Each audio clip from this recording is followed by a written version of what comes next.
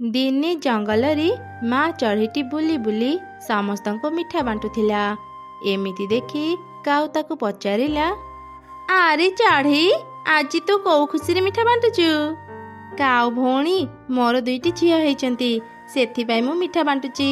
ତୁମେ ଖାଅ, ମୁଁ ଯାଏ ଅନ୍ୟମାନଙ୍କୁ ବି ମିଠା ଦେଇ ଆସେ। ଆରେ ଜାଣିଛ, ଚଢ଼େଇର ନା 2ଟି ଝିଅ ହେଇଛନ୍ତି। ଚଢ଼େଇର 2ଟା ଝିଅ ହେଇଛନ୍ତି ତ ମୁଁ କ'ଣ କରିବି? ତୁ ଏକଥା ମତେ କାହିଁକି କହୁଛୁ? ଆରେ ମୁଁ ଗୋଟେ କଥା ଭାବିଛି, ଚାଲ ଆମେ ସେ ଚଢ଼େଇର 2 ଛୁଆଙ୍କୁ ଚୋରି କରି ନେଇ ଆସିବା। ସେ 2 ଛୁଆ ଟିକେ ବଡ଼ ହେଲେ ଆମେ ତାଙ୍କୁ ଆମର ସବୁ କାମ କରିବା। ତାପରେ ତ ଆମକୁ ଆଉ କିଛି କାମ କରିବାକୁ ପଡ଼ିବନି, ଆମେ ଖାଲି ଆରାମ କରିବା, ଆରାମ। ଆରେ ବାଃ, ତୋ ବୁଦ୍ଧିଟା ତ ବହୁତ ଭଲ। ହେଲେ ଚଢ଼େଇ ତ ତା ଛୁଆଙ୍କୁ ନିଶ୍ଚୟ ଖୋଜିବ। ଛୁଆମାନେ ବଡ଼ ହେଲା ପରେ ବି ଯଦି ଚଢ଼େଇ ସେମାନଙ୍କୁ ଚିହ୍ନିଯାଏ, ସେ ତ ତା ଛୁଆଙ୍କୁ ଆମ ପାଖରୁ ନେଇଯିବ। ନା ନା, ମୁଁ ସେମିତି ହେବାକୁ ଦେଇପାରିବିନି। ମୋ ପାଖରେ ଏକ ଉପାୟ ଅଛି, ଶୁଣ।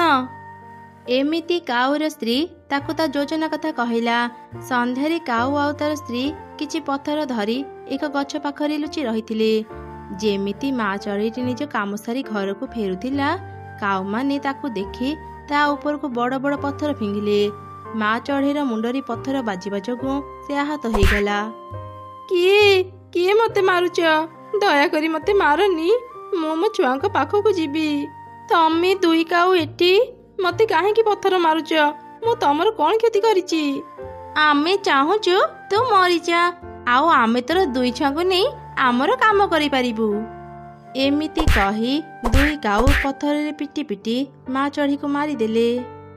ଏବେ ଚଢ଼େଇ ଆମ ରାସ୍ତାରୁ ହଟିଗଲା, ଆମେ ଏବେ ଆରାମରେ ତା 2 ଛୁଆଙ୍କୁ ନେଇପାରିବା। ଆରେ ଆରେ, ଏ 2 କାଉ ଏତେ ଦୁଷ୍ଟ! ଚଢ଼େଇ ଛୁଆଙ୍କୁ ଚୋରି କରିବା ପାଇଁ ଏମାନେ ତାଙ୍କ ମାକୁ ହିଁ ମାରିଦେଲେ। ମୁଁ ଯଦି ଏବେ ଏମାନଙ୍କୁ ଅଟକେଇବାକୁ ଯାଇଥାନ୍ତି, ଏ 2 କାଉ ମତେ ବି ମାରି ଦେଇଥାନ୍ତେ। ଏବେ ତ ମୁଁ ଏଠୁ ଚାଲି ଯାଉଛି, ହେଲେ ଦିନେ ଦିନେ ମୁଁ ଏମାନଙ୍କର ସବୁ କଥା ସମସ୍ତଙ୍କୁ କହିଦେବି। ଆରେ, ଏ ଚଢ଼େଇର ଘର ତ ବହୁତ ସୁନ୍ଦର। ଆମ ଘରର ବହୁତ ଜାଗା ଭାଙ୍ଗି ଯାଇଛି, ହେଲେ ଚଢ଼େଇର ଘର କେତେ ମଜବୁତ ଅଛି। ଆଜିଠୁ ଆମେ ଚଢ଼େଇର ଘରେ ରହିବା। ସେମିତି ହେଲେ କେହି ବି ଆମ ଉପରେ ସନ୍ଦେହ କରିବେନି ଆମେ ଚଢ଼େଇ ଛୁଆଙ୍କୁ ଚୋରି କରିଛେ। ସମସ୍ତେ ଭାବିବେ ଚଢ଼େଇ ଛୁଆଙ୍କ ମା ନଥିବାରୁ ଆମେ ତାଙ୍କର ଯତ୍ନ ନେବା ପାଇଁ ଏଠାକୁ ଆସିଛେ। ହଁ, ତୁମେ ଏକଦମ ଠିକ କଥା କହିଛ। ଆଜିଠୁ ଆମେ ଚଢ଼େଇର ଘରେ ରହିବା। ଏବେ ଯାଅ, ଏଇ ଛୁଆଙ୍କ ପାଇଁ କିଛି ଖାଇବା ନେଇ ଆସ।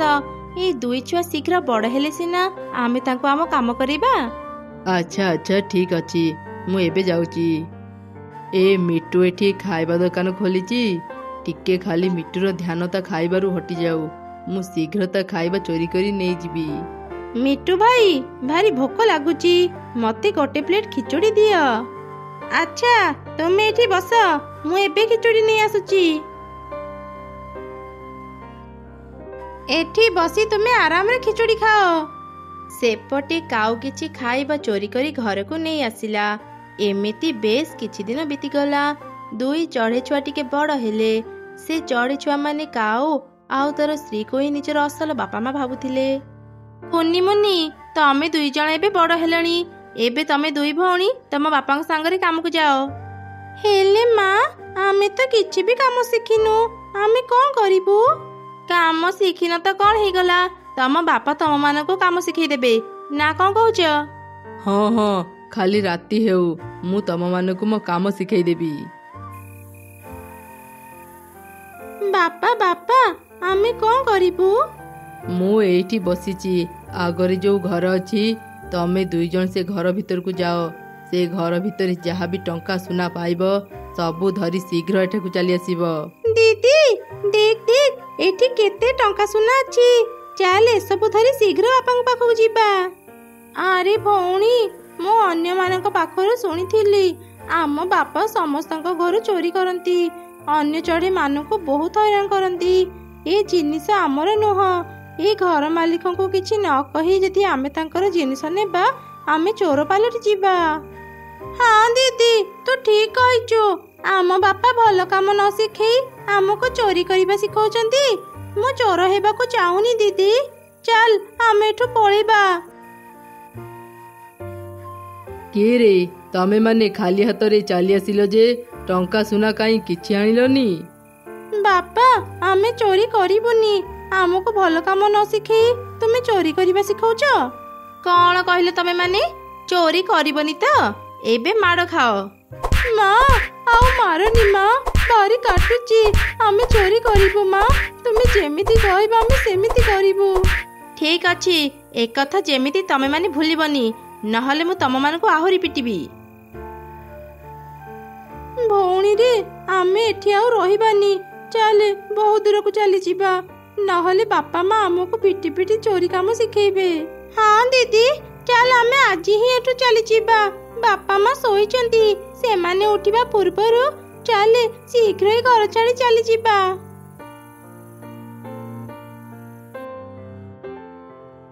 କୁନି ମୁନି, କେତେ ଦିନ ପରେ ତମମାନଙ୍କୁ ଦେଖିଲି। କାଉମାନଙ୍କ ଭୟରେ ମୁଁ ତମମାନଙ୍କ ପାଖକୁ ଯାଇପାରୁନଥିଲି। ଆଜି ମୁଁ ତମମାନଙ୍କୁ ଗୋଟେ ଜରୁରୀ କଥା କହିବି, ଯାହା ଶୁଣିଲେ ତମେ ମାନେ ଆଶ୍ଚର୍ଯ୍ୟ ହେଇଯିବ। କଣ କଥା? ଶୀଘ୍ର କୁହନ୍ତୁ।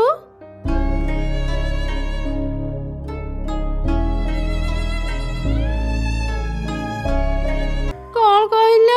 ସେ ଦୁଷ୍ଟ କାଉମାନେ ଆମ ବାପା ମାଙ୍କୁ ମାରି ଦେଇଛନ୍ତି। ଏବେ ବୁଝିଲୁ, ସେମାନେ ଆମ ନିଜ ବାପା ମା ନୁହନ୍ତି, ସେଥିପାଇଁ ଆମକୁ ଏତେ କଷ୍ଟ ଦେଉଥିଲେ। ତମେ ମାନେ ଆଉ ସେ କାଉଙ୍କ ପାଖକୁ ଯାଅନି, ନହେଲେ ସେ ଦୁଷ୍ଟ କାଉମାନେ ତମମାନଙ୍କୁ ବି ମାରିଦେବେ। ଏବେ ମୁଁ ଯାଉଛି, ତମେ ମାନେ ସାବଧାନରେ ରହିବ। ଦିଦି, ଏବେ ଆମେ କଣ କରିବା? କୋଉଠି ଯାଇ ରହିବା? ଜାଣିନି ରେ ଭଉଣୀ, ତୁ ଚିନ୍ତା କରନି, ଆମେ କିଛି ନା କିଛି ବ୍ୟବସ୍ଥା କରିନେବା। ଦୁଇ ଛୁଆ ଯୋଉ ଗଛରେ ରହୁଥିଲେ, ସେଇ ଗଛରେ ଏକ ପିଶାଚି ରହୁଥିଲା। ହଠାତ୍ ସେ ସେମାନଙ୍କ ସାମ୍ନାକୁ ଚାଲି ଆସିଲା। କିଏ କିଏ ତମେ? ଆମକୁ ମାରନି। ଆରେ ନା ନା, ମୁଁ ତମମାନଙ୍କୁ ମାରିବା ପାଇଁ ଆସିନି। ମୁଁ ଏ ଗଛରେ ରହି ସେ ଚଢ଼େଇର ଆଉ ତମ ଦୁଇ ଭଉଣୀଙ୍କର ସବୁ କଥା ଶୁଣିଛି। ମତେ ଭୟ କରନି, ମୁଁ ତମ ଦୁଇ ଛୁଆଙ୍କ ମା, ତମେ ମାନେ ମୋ ଝିଅ। ମତେ ଦୁଇ କାଉ ମାରିବା ଯୋଗୁଁ ମୋ ଆତ୍ମାକୁ ଶାନ୍ତି ମିଳିଲାନି। ମୁଁ ଏକ ପିଶାଚି ପାଲଟି ଗଲି।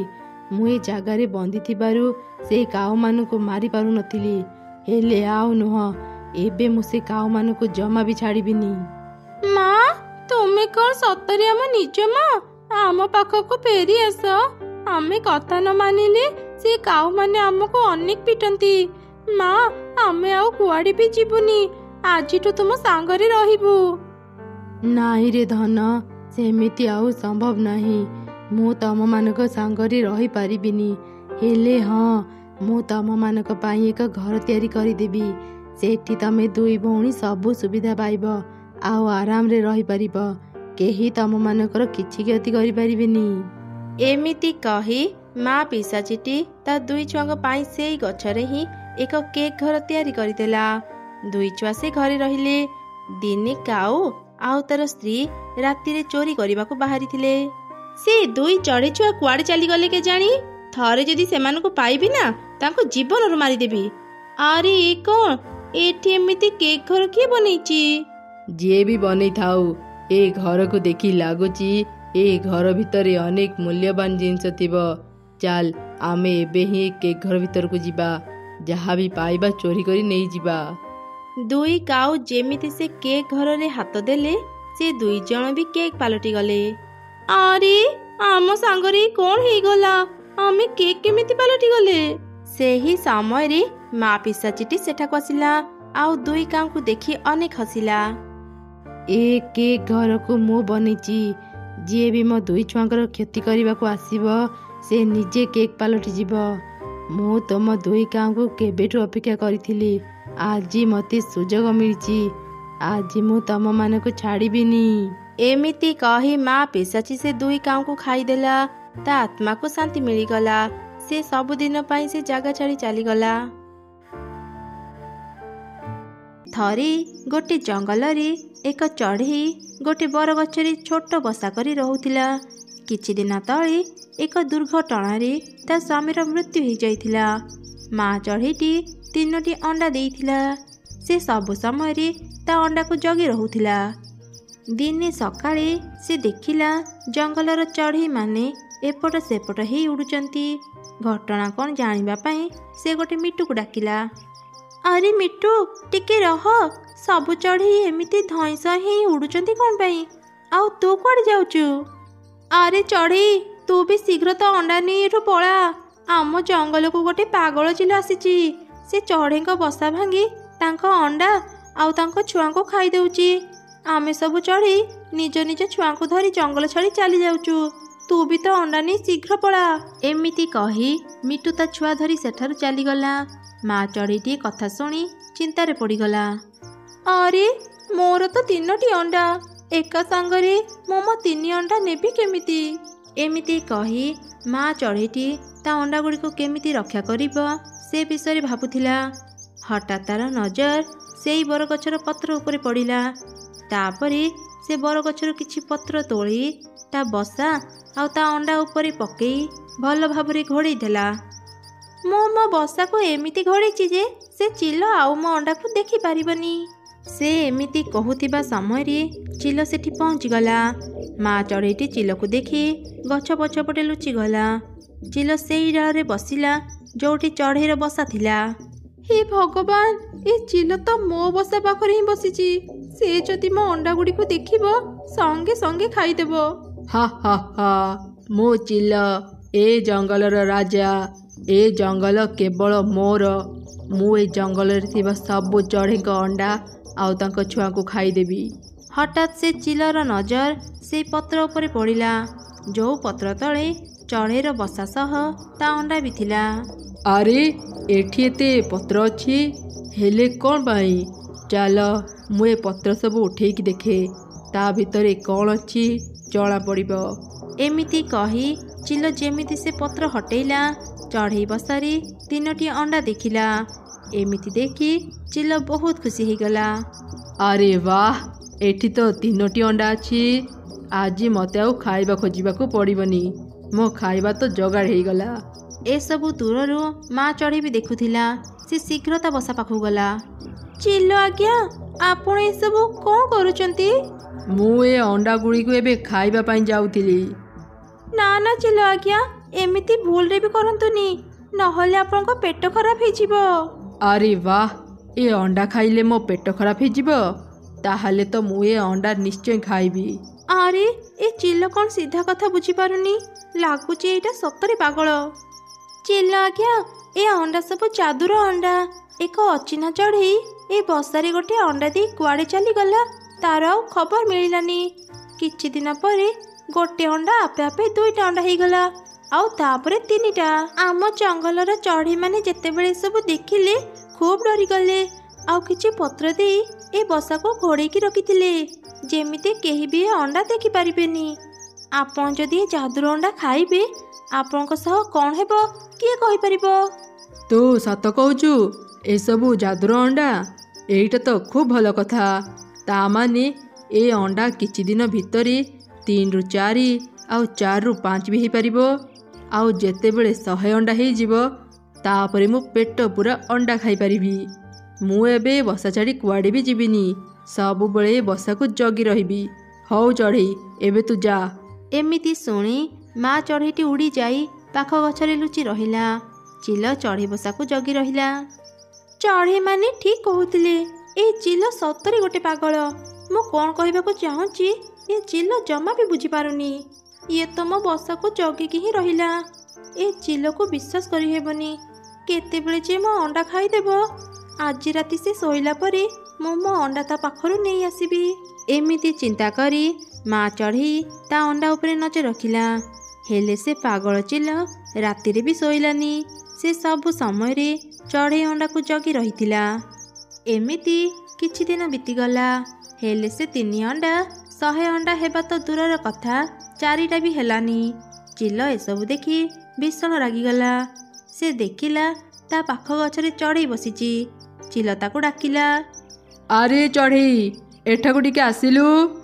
ମା ଚଢ଼େଇ ବି ବହୁ ଦିନରୁ ସେଇ ପାଖ ଗଛରେ ବସି ତା ଅଣ୍ଡା ଉପରେ ନଜର ରଖୁଥିଲା। ଚିଲର ପାଟି ଶୁଣି ସେ ତା ପାଖକୁ ଗଲା। ଆରେ ଚଢ଼େଇ, ତୁ ତ କହୁଥିଲୁ ଏ ଅଣ୍ଡା ଯାଦୁର ଅଣ୍ଡା, 3ରୁ 4, 4ରୁ 5 ହେଇଯିବ। ହେଲେ କାଇଁ ଏଯାଏଁ ତ ଏ ଅଣ୍ଡା 3ରୁ 4 ହେଲାନି? ହେ ଭଗବାନ, ଏ ପାଗଳ ଚିଲ କେବେ ଯେ ମୋ ପଛ ଛାଡ଼ିବ? ଚିଲ ଆଜ୍ଞା, ଏସବୁ ଯାଦୁର ଅଣ୍ଡା। ଏ ଅଣ୍ଡାକୁ ଯେତେବେଳେ କେହି ଦେଖନ୍ତିନି ସେତେବେଳେ ଅଣ୍ଡାର ସଂଖ୍ୟା ବଢିବାକୁ ଲାଗେ। ହେଲେ ଆପଣ ତ ସବୁ ସମୟରେ ଅଣ୍ଡା ଉପରେ ନଜର ରଖୁଛନ୍ତି, ରାତିରେ ବି ଶୋଉନାହାନ୍ତି। ରାତିରେ ଟିକେ ଶୋଇପଡ଼ନ୍ତୁ, ଦେଖିବେ ସକାଳେ ଅଣ୍ଡା 3ରୁ 4 ହେଇଯାଇଥିବ। ଆଚ୍ଛା, ଏମିତି କଥା। ତେବେ ଆଜି ରାତିରେ ହିଁ ମୁଁ ଶୋଇପଡ଼ିବି। ରାତି ହେଇଯିବା ପରେ ଚିଲ ସେ ଗଛ ଡାଳରେ ଶୋଇପଡ଼ିଲା। ମା ଚଢ଼େଇଟି ଏସବୁ ଦୂରରୁ ଦେଖୁଥିଲା। ଠିକ୍ ସେହି ସମୟରେ ଗୋଟେ ଅଣ୍ଡାରୁ ଚଢ଼େଇ ଛୁଆ ବାହାରିଲା। ଏମିତି ଦେଖି ମା ଚଢ଼େଇ ତୁରନ୍ତ ତା ଅଣ୍ଡା ପାଖକୁ ଗଲା। ଆରେ, ମୋ ଅଣ୍ଡାରୁ ଛୁଆ ବାହାରିଗଲା। ଏ ଚିଲ ଦେଖିବା ପୂର୍ବରୁ ମୁଁ ଶୀଘ୍ର ମୋ ଛୁଆକୁ ନେଇଯାଏ। ମା ଚଢ଼େଇଟି ତା ଛୁଆକୁ ଧରି ପାଖ ଗଛକୁ ଚାଲିଗଲା। ଆର 2 ଅଣ୍ଡାରୁ ବି ଛୁଆ ବାହାରିଲେ। ମା ଚଢ଼େଇଟି ତୁରନ୍ତ ତା 2 ଛୁଆଙ୍କୁ ବି ନେଇ ଆସିଲା। ବହୁତ ଦିନରୁ ଚିଲ ଶୋଇ ନଥିଲା, ସେଥିପାଇଁ ସେ ଗଭୀର ନିଦରେ ଶୋଇପଡ଼ିଥିଲା। ଚଢ଼େଇ ଛୁଆଙ୍କ ପାଟି ସେ ଶୁଣି ପାରିଲାନି। ଏବେ ମୋ ଛୁଆମାନେ ଅଣ୍ଡାରୁ ବାହାରି ଆସିଲେ, ଏଠି ରହିଲେ ବିପଦ। ମୁଁ ଶୀଘ୍ର ମୋ ଛୁଆଙ୍କୁ ଧରି ପାଖ ଜଙ୍ଗଲକୁ ପଳାଏ। ମୁଁ ସେଇଠି ମୋ ଛୁଆଙ୍କୁ ବଡ଼ କରିବି। ଏମିତି ଚିନ୍ତା କରି ଚଢ଼େଇ ତା ଛୁଆଙ୍କୁ ଧରି ଶୀଘ୍ର ପାଖ ଜଙ୍ଗଲକୁ ଚାଲିଗଲା। ସକାଳେ ଚିଲ ଉଠି ଦେଖିଲା ବସାରେ ଅଣ୍ଡା ନାହିଁ, କେବଳ ଅଣ୍ଡା ଖୋଳ ପଡ଼ିଛି। ଆରେ, ଏ କ'ଣ? ଏ ଅଣ୍ଡା ସବୁକୁ କିଏ ଭାଙ୍ଗିଲା? ଏ ପାଖରେ ଯୋଉ ଚଢ଼େଇ ରହୁଥିଲା ସେ କୁଆଡ଼େ ଗଲା? ସେ ତ ଏଠି ନାହିଁ। ଏମିତି ସେ ମା ଚଢ଼େଇ ପାଗଳ ଚିଲକୁ ବୋକା ବନେଇ ତା ଛୁଆଙ୍କୁ ଧରି ପାଖ ଜଙ୍ଗଲକୁ ଗଲା, ଆଉ ସେଇଠି ତା ଛୁଆଙ୍କ ସହ ଶାନ୍ତିରେ ରହିଲା।